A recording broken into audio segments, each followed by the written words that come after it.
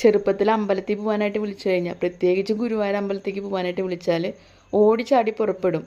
ഭക്തി മൂത്തിട്ടോ അല്ലെങ്കിൽ തൊഴാൻ വേണ്ടിയിട്ടൊന്നല്ല പോണത്. അവിടെ ചെന്നാൽ അവിടുന്ന് ചോറ് കിട്ടിയില്ലെങ്കിൽ, അമ്പലത്തിൽ നിന്ന് ചോറ് കിട്ടിയില്ലെങ്കിൽ പുറത്തുനിന്ന് ഒരു മസാല ദോശ വാങ്ങിച്ചു തരും കേട്ടോ. അന്നൊന്നും വീട്ടിലൊന്നും മസാല ദോശ ഉണ്ടാക്കുന്ന കാലമല്ല കേട്ടോ. പുറത്ത് പോകുമ്പോൾ മാത്രമാണ് നമുക്കൊരു മസാല ദോശ കിട്ടുള്ളൂ. പക്ഷേ ഇന്ന് അങ്ങനെയല്ല, കാലം മാറിപ്പോയി. 2 ഉരുളക്കിഴങ്ങും 1 ക്യാരറ്റും എടുത്ത് നന്നായി പുഴുങ്ങിയെടുക്കുക. എന്നിട്ട് അതിൻ്റെ തോലെല്ലാം കളഞ്ഞ് ചൂടാറിയതിന് ശേഷം കൈ കൊണ്ട് തന്നെ നന്നായി പൊടിച്ചെടുക്കുക. എന്നിട്ട് ഒരു ചീനച്ചട്ടിയിലേക്ക് കുറച്ച് വെളിച്ചെണ്ണ ഒഴിച്ച് കടുക് ഇടുക, കുറച്ച് വേപ്പിൻ്റെ ഇലയും കൂടി ഇട്ട് കൊടുക്കുക. പിന്നെ ഒരു സവാള, ഒരു കഷ്ണം ഇഞ്ചി, അതുപോലെ തന്നെ 2-3 പച്ചമുളക് അരിഞ്ഞതും കൂടി ഇട്ട് കൊടുക്കുക.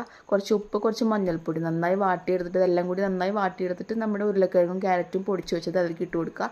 എന്നിട്ട് അതിൻ്റെ മേലെ കുറച്ച് നെയ്യും കൂടി ഒഴിച്ചു കൊടുക്കുക കേട്ടോ. അടിപൊളിയായിട്ടുള്ള മസാല തയ്യാറായിട്ടുണ്ടാവും. പിന്നെ ദോശമാവ് പരത്തിയെടുത്തിട്ട് കുറച്ച് നെയ്യൊക്കെ ഒഴിച്ച് നമ്മുടെ മസാലയും വെച്ച് ചുരുട്ടിയെടുത്താൽ നല്ല അടിപൊളി മസാല ദോശ വീട്ടിൽ തന്നെ നമുക്ക്